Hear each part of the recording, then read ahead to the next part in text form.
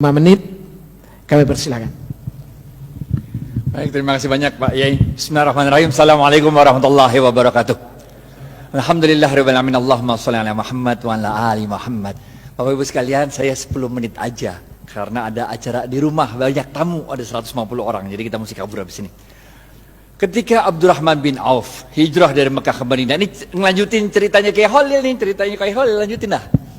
Ketika Abdurrahman bin Auf pindah dari Mekah ke Madinah, nggak bawa apa-apa, padahal beliau adalah seorang pedagang yang sukses, yang hebat. Tapi sampai Madinah nggak punya apa-apa karena cuma bawa badan sama baju yang di badan doang, bener gak? Oleh Rasulullah SAW, Abdurrahman bin Auf dipersaudarakan dengan seorang dari kaum Ansar, yaitu Sa'ad bin Rabi. Apa kata Sa'ad bin Rabi kepada Abdurrahman bin Auf? Sa'ad bin Rabi mengatakan, ya Abdurrahman, ini saya punya harta, kita bagi dua dah. Ini ada rumah, bagi dua, satu buat saya, satu buat ente. Ini ada kendaraan, bagi dua, semua bagi dua. Bahkan waktu itu Sa'ad bin Rabi mengatakan, saya punya istri 2. Pilih yang mana dah? Ente boleh buat ente 1, benar gak? Jadi tingkat imannya Sa'ad bin Rabi model begitu. Dan tingkat imannya Abdurrahman bin Auf bukan kayak kita. Kalau kita dibilang begitu, kita bilang apa tuh? Alhamdulillah wa syukurillah, ente emang baik banget Sa'ad, benar gak? Tapi Abdurrahman bin Auf begitu itu mengatakan, ada yang tahu jawabannya? Gocap kalau bisa nih, angkat tangan, gocap kalau bisa. Abdurrahman bin Auf mengatakan, terima kasih banyak ya Sa'ad, mudah-mudahan Allah memberkahi keluargamu, mudah-mudahan Allah memberkahi hartamu. Tunjukkan aku di mana? Pasar. Gocap.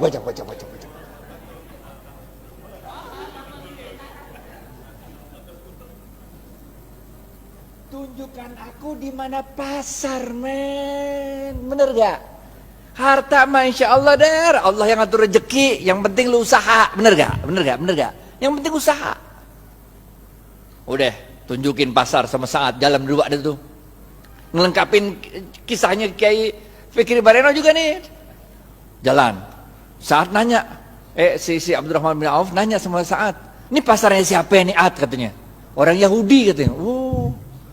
Di depan pasarnya ada tanah kosong. Ditanya lagi, Ad, ini tanah kosong punya siapa Ad katanya? Punya aneh kata Sa'ad. Udah Ad, kita jadiin pasar katanya. Bagaimana caranya? Udah tenang dah. Orang kalau jualan di pasarnya Yahudi itu suruh nyewa lapak. Lapak tuh sewa, bener gak? Sedangkan Abdurrahman bin Auf itu tanahnya Sa'ad bin Rabi dipatok-patok, dijadiin itu lapak-lapak, kan nyewa. Kaum muslimin silakan jualan aja di sini. Kalau untung bagi hasil. Ngerti gak? Lah itu kaum muhajirin yang pindah kan nggak punya harta yang dibawa, bener gak? Jadi kalau suruh bayar sewa kagak sanggup, bener gak? Jualan aja dulu, benar gak? Kalau untung bagi hasil nih. Itu sebabnya ekonomi Madinah mulai tumbuh. Seorang sahabat waktu itu datang kepada Rasulullah SAW, ya Rasulullah, kami ini dagang untungnya kecil, sedangkan orang-orang Yahudi dagang untungnya besar, sama-sama di Madinah nih. Nabi kaget, kok bisa begitu? Barangnya sama katanya. Kok bisa orang Yahudi untungnya gede, kalian untungnya kecil? Para sahabat menjawab, kami kalau dagang ngikutin caramu berdagang ya Rasul. Rasul tambah kaget lagi lah. Bagaimana caranya? Kami kalau dagang jujur. Kalau orang mau beli 1 kilo, saya nggak ngurangin timbangan, tetap 1 kilo. Kalau mau beli 1 meter, tetap 1 meter, nggak ngurangin ukuran. Sedangkan orang Yahudi kalau dagang curang, ngurangin timbangan, ngurangin ukuran. Makanya labanya untungnya gede, sedangkan kami untungnya kecil. Udah jujur belum tuh? Udah jujur kan? Apa kata Rasul? Cara kalian berdagang salah. Maukah aku beritahu bagaimana cara berdagang yang benar? Rasulullah SAW mengatakan, kalau ada orang mau beli, ente jangan kurangin, ente lebihin. Ngerti gak? Di zaman saya kecil tuh, kalau orang jual kacang tuh, habis di sendok 2 biji, ditambahin dikit, biar anget. Ngerti gak? Kalau jual duku tuh, habis ditimbang, tambahin dikit, biar anget. Bener gak? Jual daging, potong tuh, habis itu tambahin dikit, biar anget. Tahu gak? Apa yang kejadian? Orang-orang yang biasa belanja di pasar Madinah, orang Yahudi, sekarang pindah ke tempatnya orang Muslim. Karena pertama, orang ngomong dari mulut ke mulut. Kalau belanja di pasarnya orang Islam aja enak, 1 kilonya berat. Kalau tempat orang Yahudi 1 kilo. Enakan pasar orang Islam kalau 1 kilonya Banyak kalau tempat orang Yahudi 1 kilonya dikit. Ini rahasia yang pertama. Rahasia yang kedua, tiap kali dia jualan kan berarti dia sodakoh. Ngelebihin, bener gak? Kalau sodakoh ente ngundang barokahnya Allah. Paham gak? Jadi Bapak Ibu sekalian, ini kita tarik 2 pelajaran penting. Yang pertama, kalau bisnis jangan curang. Ngapain bisnis curang? Bener gak? Kita orang Islam men, kalau ente orang Islam sholat tapi bisnis curang, enggak oke. Yang pertama nih, bisnis jangan curang, jangan ngurangin timbangan, jangan ngurangin hak pembeli. Yang kedua apa? Yang kedua, kalau bisnis itu banyakin sodakoh, ngejar barokah. Makanya kita diajarkan oleh Rasulullah SAW sebuah doa yang sangat ada yang tahu doanya? Doa mau makan, doa mau makan, doa mau makan, doa mau makan, doa mau makan. Woi gocap woi, ya bu. Allahumma barik lana, gocap. Makanya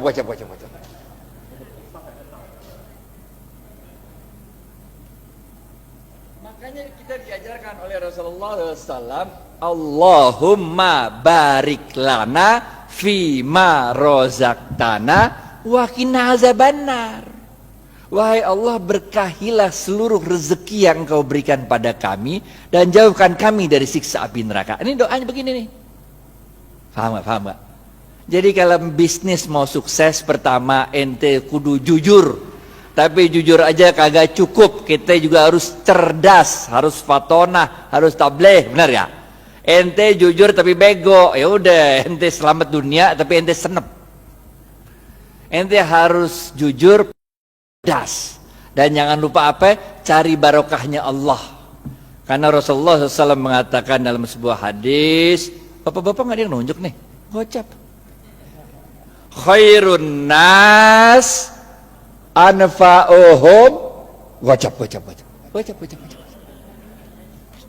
Ini dari Ustadz nih, halal atau ibah nih.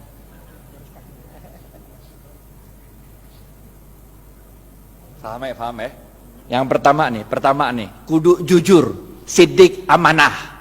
Sidik jujur kepada Allah. Kalau Allah bilang haram, tinggalin aja dah. Amanah, itu kalau dikasih kepercayaan sama orang jangan dirusak, pegang baik-baik. Benar gak? Selain jujur, kita juga harus cerdas dalam membaca situasi. Fatonah, cerdas dalam menyampaikan sesuatu, tabligh. Kagak cukup yang ini doa. Yang ketiga, benar gak? Jujur, cerdas. Yang ketiga, cari barokahnya Allah. Khairun nas anfa'uhum linnas. Sebaik-baik manusia adalah yang paling banyak memberi manfaat bagi manusia lain. Ngapain kaya sendirian? Nggak asik walaupun halal. Ngerti gak? Nggak asik kaya halal tapi nggak nyebarin barokah, nggak asik. Orang bilang dia kaya tapi pelit, benar gak? Yang keempat, terakhir nih, habis nih. Oke, yang terakhir, keempat. Jangan lupa Rasulullah SAW bersabda, man lam yashkurin nas. Susah ya? Pilihan berganda. A, man lam yashkurin nas lam yashkurillah. B, man lam A atau B? A.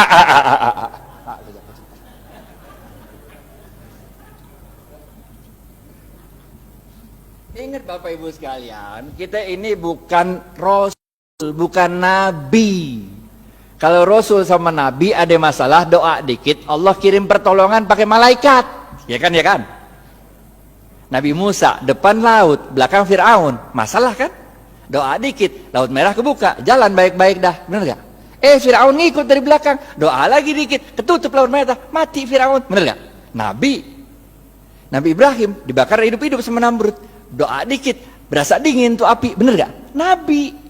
Lah kita ini manusia, Pak. Coba aja ibu pulang ntar, coba bakar tangan kalau nggak gosong, bener gak? Caranya Allah nolongin kita dengan menggerakkan makhluk-makhluknya untuk nolong kita. Itu sebabnya man lam yashkurin nas lam yashkurillah. Siapa-siapa yang tidak dapat berterima kasih pada manusia, pada hakikatnya dia tidak bersyukur kepada Allah. Nih nomor 4. Ente sukses bisnis, ente jangan merasa sukses itu karena diri ente. Tapi karena Allah menggerakkan makhluk-makhluknya supaya kita sukses. Emang bisa hidup sendirian? Emang saya bisa nyampe Al-Azhar kalau kagak ada supir yang nganterin kemari? Emang supirnya bisa nyampe sini kalau di rumahnya nggak ada istrinya yang nyetrikain pakaian? Emang mobil bisa jalan sendiri kalau nggak ada yang jual bensin? Bener ya? Man lam yashkurin nas lam yashkurillah. Kesimpulan, habis waktunya nih. Yang pertama, oke? Jangan lupa jujur. Jujur penting. Ada 2 jenis jujur. Kepada Allah namanya siddiq, kepada manusia namanya amanah. 2, cerdas. Ada 2 jenis cerdas.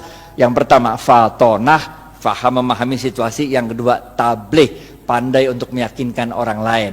Yang ketiga apa? Khairun nas anfa'uhum linnas. Bisnis itu jangan cuma mau cari untung, tapi bisnis itu harus memberikan manfaat banyak-banyaknya orang. Bener gak? Yang keempat, jangan kita yang merasa bangga kesuksesan bisnis itu karena kita doang. Kita harus terima kasih sama orang-orang lain. Karena man lam yashkurin nas lam yashkurillah. Siapa-siapa yang tidak dapat berterima kasih pada manusia, pada hakikatnya dia tidak dapat bersyukur kepada Allah. Maka dalam tempo yang singkat, dominasi ekonomi Yahudi di kota Madinah dapat dipatahkan oleh kaum muslimin. Bagaimana dengan kita di Indonesia? Nanti kita serahkan ke Khalil Ridwan untuk yang membahas. Pokoknya nggak usah nunggu kita sempurna dah. Yang bisa jalanin gitu aja dah. Karena kaidah fikihnya berbunyi ma la yudraku kulluhu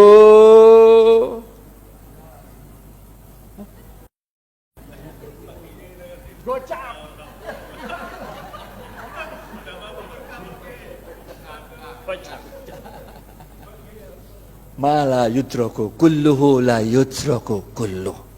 Kalau engkau tidak dapat melakukan kebaikan itu 100%, jangan engkau tinggalkan kebaikan itu 100%.